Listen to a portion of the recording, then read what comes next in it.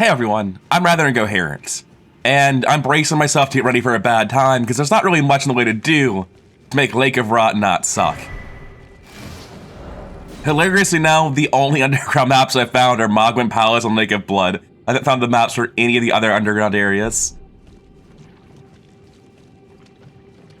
Now I think if you get to this one in time, you don't get the Scarlet Rot, and the Scarlet Rot here is terrible. It's some form of super Scarlet Rot that can't be mitigated properly. Theoretically, I think I could sit here and wait. That sounds miserably boring, though. Yeah, I'll just heal through it and have a bad time. It'll be fine. But look how hard this Scarlet Rot takes. It's fucking crazy. Luckily, we have a massive number of well-upgraded healing flasks, so this is not as big of a deal as it was my first time through the area. But this is still miserable. It occurs to me that I don't actually need to be up here.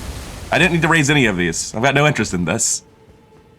This might be a death fall, though, so I have to take the ladder back down. I've got super Scarlet Rot over here. I can't be wasting my time like this. Now that I know how the Lake of Rot is laid out, it's not as big a deal that the rot is so incredibly bad, because I know where the grace is on the other side, and there's nothing in the lake I actually need. But when I was exploring it with no idea where checkpoints were, that was a nightmare. Let's see how much damage we're dealing relative to these guys. We're dealing lots of damage relative to these guys. That's good. It means we might not have to worry too much about being underleveled for Ansel. Because frankly, I have no idea what level you're expected to be in the Lake of Rot compared to the rest of the game. Or if I'm overleveled or underleveled compared to where I should be. I do know that if you get hit by all of the attacks of late game enemies, you will die, regardless of what level you are. So maybe dodge some of them. We've got to our checkpoint. We don't have to fight these guys anymore. I'm now suspecting I could be slightly underleveled for the area I'm in. I'm not sure of that, though. It would make sense to me if the Lake of Rot was on the same level as the mountaintop of the Giants, and they were both expecting level 100 characters. Huh, I wonder how my first attempt with Ansel while I've got the Scarlet Rot and no healing is going to go. Well, at least I still remember the timing on that. Took me forever to figure out that I should be using audio cues instead of visual cues on that, which is kind of embarrassing now that I actually think about it. The tail slap is very funny because it just completely misses every time. It's kind of like me. Yeah, I think the Scarlet Rot's gonna kill me more than Ansel is. Or Astel Rot. I don't know why I thought his name was Ansel. I'm not quite sure what attack he just did. I'm so dead.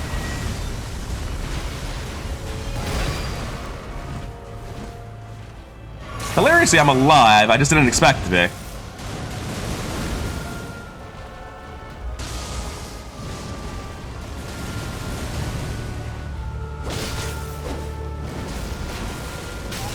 Oh, right. This is the one where he radiates out from the ground. It's been so long since I fought this guy. I've forgotten what he does. I remember, though, that trying to attack his head is a fool's errand, just like the Falling Star Beast.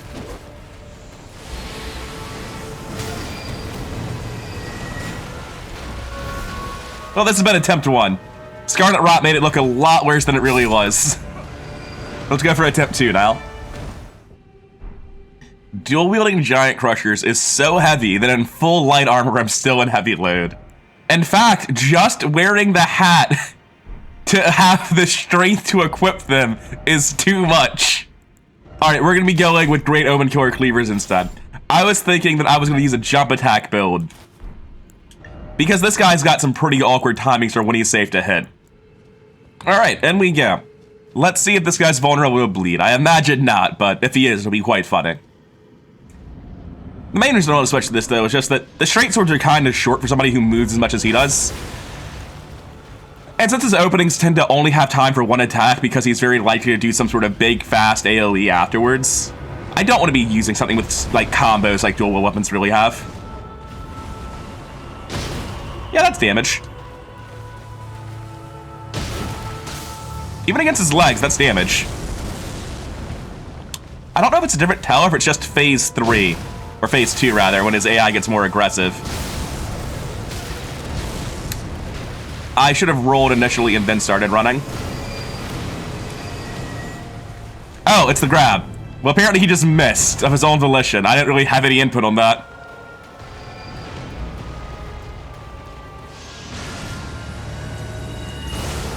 I feel like I got the timing wrong, but I still managed to dodge it by sheer luck. Jump attacks feel pretty good against this man. I'm not quite sure about that hit. I forgot how fast his head telegraph was. What are you doing? I guess that was a grab. Yeah, like, I think I want to check the footage of that. I feel like the entirety of that attack happened after I started mine. Like, I literally could not do anything to get out of it if I wanted to.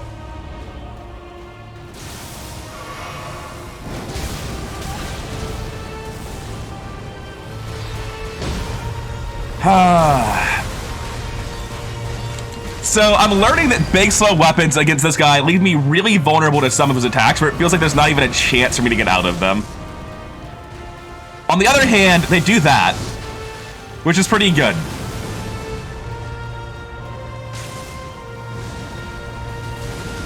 Oh, that wasn't even the ground pound. No.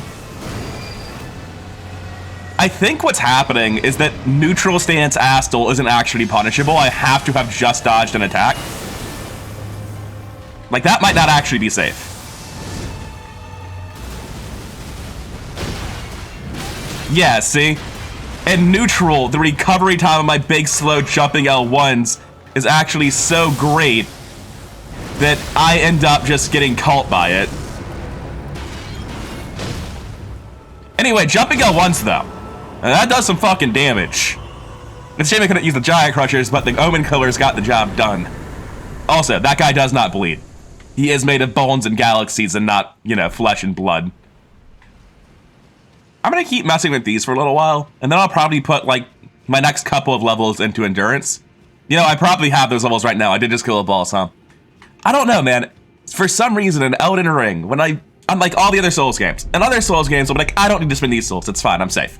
And I'll be dangerous with them, and that stresses people out, and that's fine. But in Elden Ring, I don't even register that I've killed the boss and gotten the souls. I'm like, all right, cool, on to the next section of the world. And then I die with 300,000 souls. I'm like, oh yeah, I should not have done that. For some reason, I just don't parse that I've killed a boss and should spend the souls in this game the way I do in others. Actually, Astal only gives like 100,000 souls. I already had like 10,000, so like 80,000 souls. That's kind of sad. I will take 2 levels of Endurance though, which will hopefully be enough to use the giant hammers while naked wearing the stupid clown mask. All right, cool. If we strip completely naked. Oh wait, I can wear gloves. Perfect. Fantastic. This is the most clothing I can wear with the Giant Crushers. Jesus, what do these things individually weigh? They weigh 25 pounds each. You know it's gonna deal like the same damage, right? Let's go test these things out against a Dula. And then when we die, because we're naked and have literally no defenses, we can switch over to the Omen Killers and watch them do actually the same damage. All right, 756 is what we're looking at with these jump attacks, which is actually kind of embarrassingly low. Ow, yeah, I can feel the being naked. It's not good.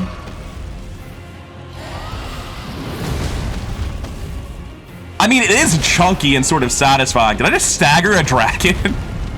You're goddamn right I did. I guess I'll actually do the L1 spam then. Oh, I don't have the stamina to. Oh, right, yeah, they're taking half damage against not the head. Well, let's do it to his head then. Ah, that's why we don't try to do that. Got it. I thought he was gonna back further off and get the sword. I honestly didn't remember that Adula had breath because he always does the sword that he's doing right now. Okay, so what was it, like 756 or something like that against his feet? Let's switch over to the Omen Killers and lose like 10% damage, get massive bleed buildup, and use weapons that weigh literally 15 pounds less. Oh, that's tragic. I couldn't even equip the Black Feathers because it's so heavy.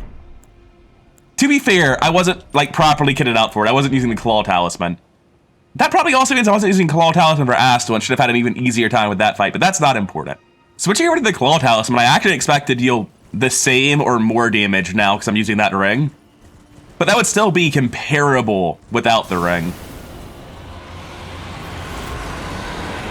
Oh, that was an R1 by accident. Yeah, that looks like it's... Yeah, with pretty much exactly what I said. I'm 20 damage short with the ring, as opposed to being about 20% less without the ring. Also, I have health now because I can wear armor, which is kind of nice. He still staggers instantly to this. When I L1 spam with this, I don't instantly bottom out my stamina. I have bleed procs now. There's just so many advantages to this over Giant Crushers. It's very upsetting.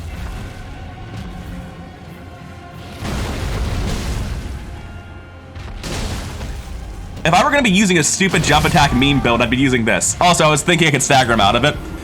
That'll teach me to assume I know how much Poison Dragon has. It's the same thing I always do when I'm testing out these millions of weapons.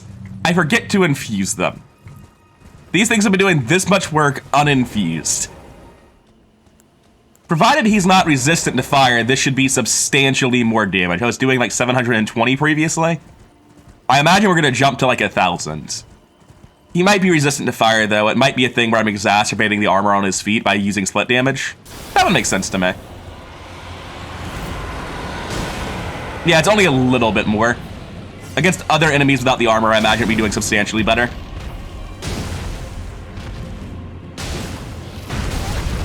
Huh. That AoE goes past his other foot. I feel like some part of me knew that, but not right now. Get out of here, dragon.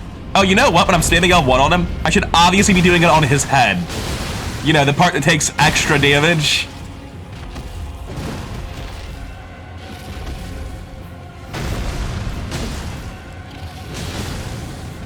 Yeah. This just deals the damage. Kind of like the dragon does. It's going to heal. Yeah, see, that's what I thought he was doing last time. Said he just one-shot me with breath attacks. It sucks. Don't do it. Be cool, Adula. Be cool, Adula. It's fine. I'm not on turret, so he can't one-shot me with his breath attack.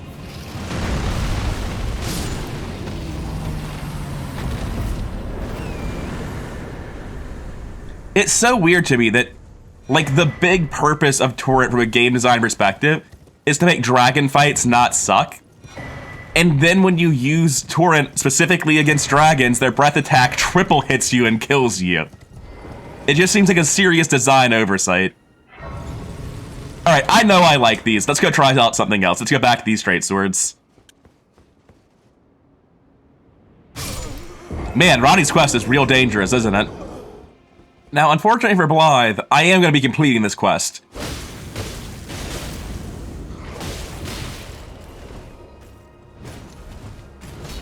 Blythe, you're looking a lot like a bad guy right now. With the red glowing eyes and the exact moveset of the people hunting Ronnie.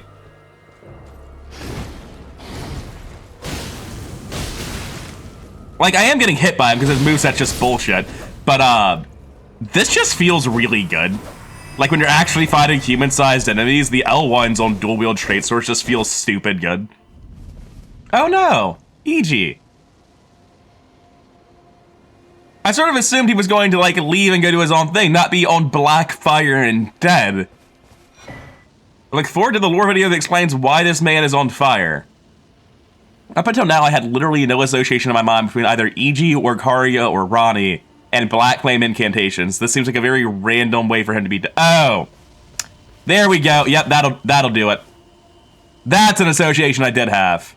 It's just kind of hard to notice compared to the All right, we have figured it out. I understand what happened now. It's a lot harder to find the correct places to go to when you never got any of the maps for the undergrounds. Now, I know I just said that this feels a lot better fighting humanoid-sized enemies. I don't think I'll be fighting the Crucible Knights, though. Because they might be human-sized, but they're also complete bullshit. They are demigod-sized amounts of bullshit, and I'm not really interested in fighting them. Ah, yes, it's the best boss in the game. I have absolutely no complaints about this one. I should overgear it, so it shouldn't be a big deal. That's alright, I didn't want to fight you anyway. If you want to walk out of the instant death poison field, I'll be glad to fight you. No? Okay. Tell me when you want to fight. I thought I'd be behind him. Not quite, though. That is some damage, though. I'll just heal over here, it's fine. Well, the second one's coming out, so I do kind of need to kill this guy. It's a shame he doesn't want to fight, though. Well, maybe the second one wasn't coming out. Maybe I had him right before the phase change.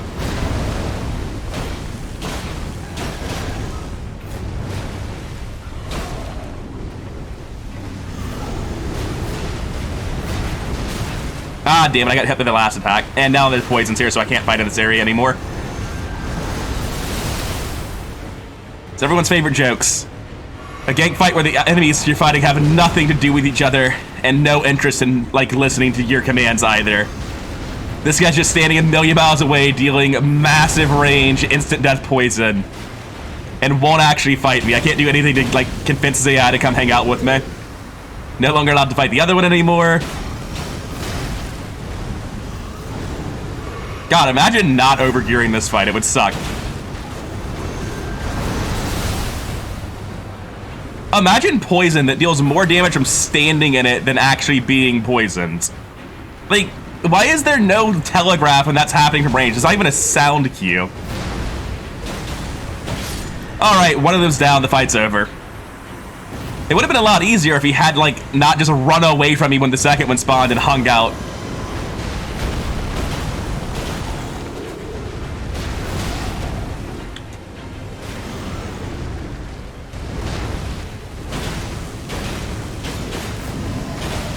Nope, this is not worth. This is not worth. Almost killed myself panic rolling out of it.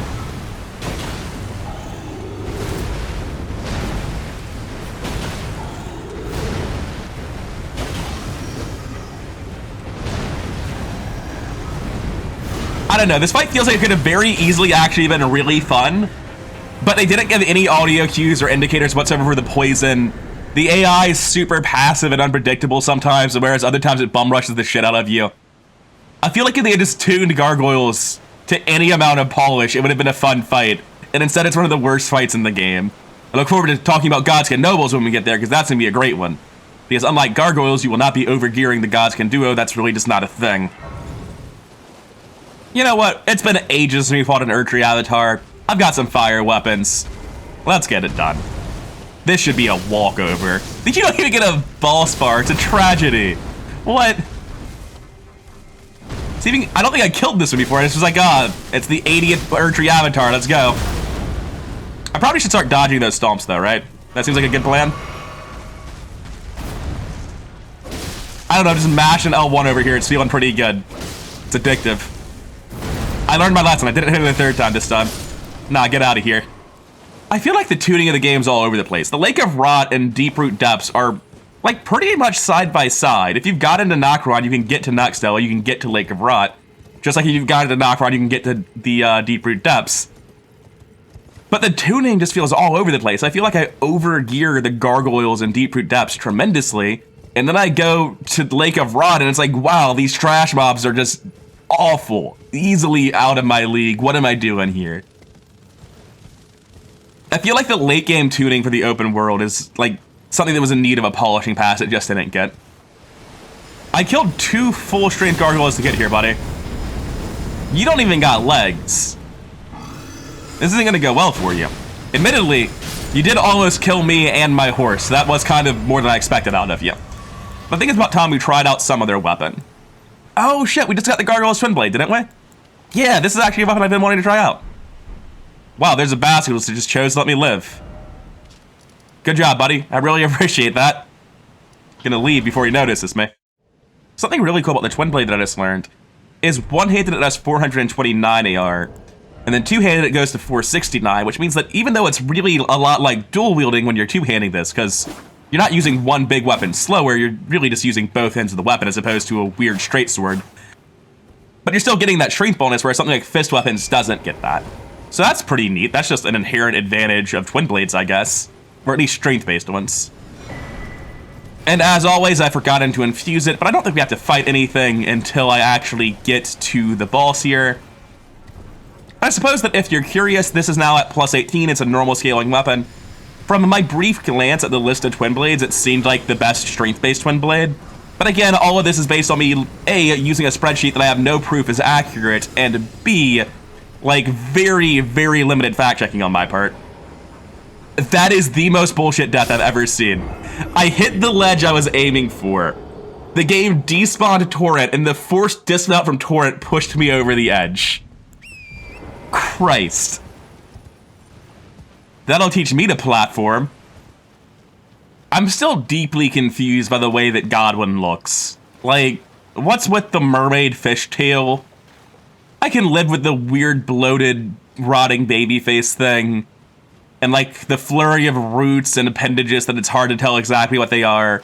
But what's with the fishtail? What's that about?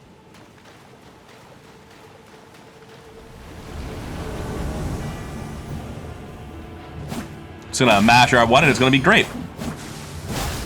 Well, it was great until he was out of range of my R1s.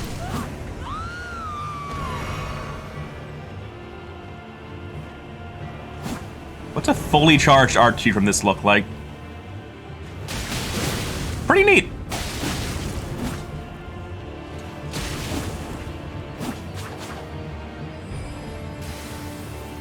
I'm just gonna walk away from this, Rajier.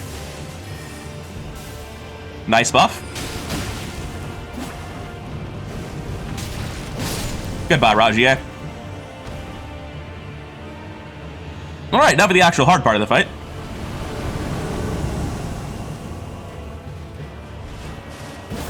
Oh, that was not well timed. Wait, you aren't shield guy. Do you get different guys depending on like what level you are?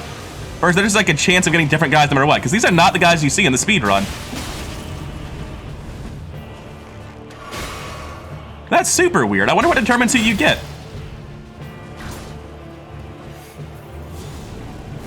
If you could all just... Are you faster than me?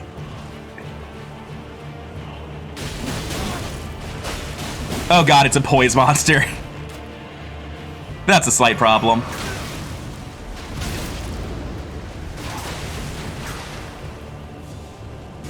I'm not sure what to do here.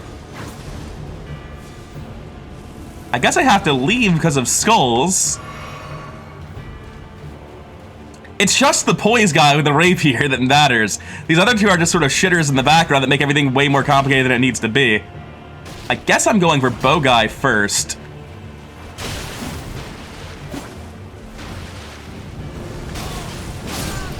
Okay, there goes bow guy.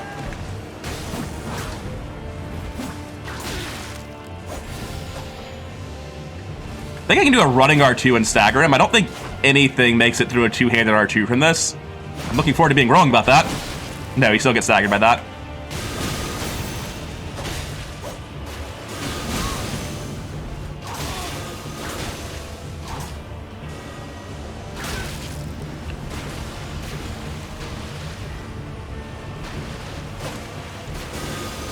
Stop that! I want to fight people!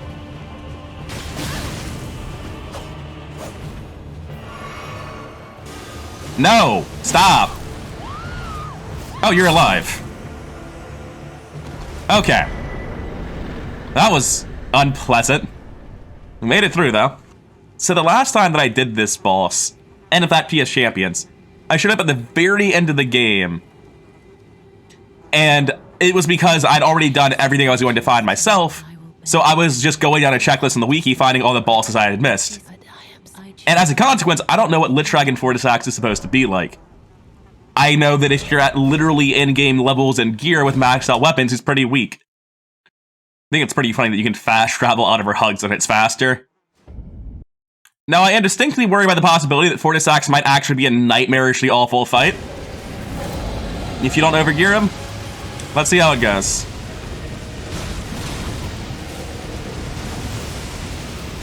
Oh, it'll actually spark up a little bit before it goes off.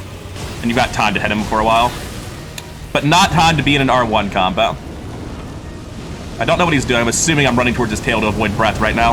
I think that's what happens.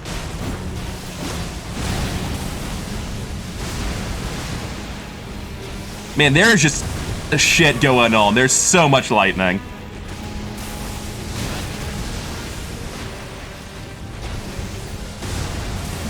I don't appreciate the amount of lightning in this fight, I'm gonna be honest with you. It's making it very visually indistinct what's happening. Can you just run? Yeah, you can.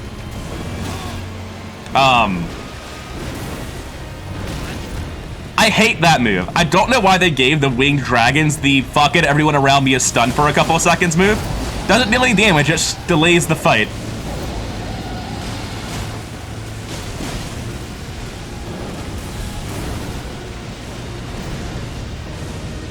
Oh, there's death lightning going on. That's neat. How much does it build up? Enough that I can run through it, but probably don't want to do that multiple times. Hey y'all, this is me in post-commentary. I ended up taking a call right before the end of this fight. And I figure I'll talk about my general thoughts on Lich Dragon Fortis Axe to wrap up this video. Lich Dragon Fortis Axe, along with all the dragons really that aren't in the open world, and a lot of other bosses, it wasn't until I watched Joseph Anderson's recent video that I remembered Sekiro had a camera that worked for giant bosses.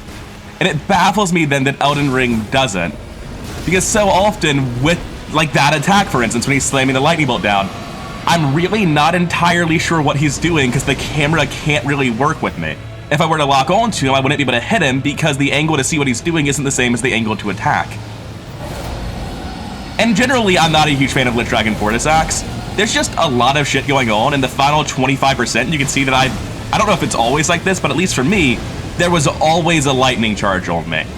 At all times. Just every 3 or 4 seconds, I've got to roll. It looks like it's more like 5 or 6 seconds, but it's vastly not a fun mechanic. It's just kind of hard to tell what's going on in the fight. It's not a super interesting fight. And like a lot of the mandatory big boss, small arena fights, the camera just doesn't really work with you very well to actually tell you what the boss is doing. And it wasn't until I watched the recent video by Joseph Anderson that I really had it sink in just how much a lot of the user interface stuff has degraded from Sekiro. Because previously, there was much better camera work for large bosses. There were clear indicators for things like the Makiri counter and jumping over attacks. And it's not that I want Makiri counter in Elden Ring, but if you're going to integrate jumping as a part of the combat system, it's bizarre how inconsistent jumping is for attacks by enemies. There are so many attacks that look like you should jump them that you can't, Reichardt's Slam for instance, and there are also so many attacks that look like you shouldn't jump them but you can, like the rings by Elden Beast. And Lich Dragon Fortis Axe is just a boss that to me is largely subpar because of the camera, not anything else. Regardless though, I've been Rather Incoherent. I hope you enjoyed the video, and I'll see you in the next one.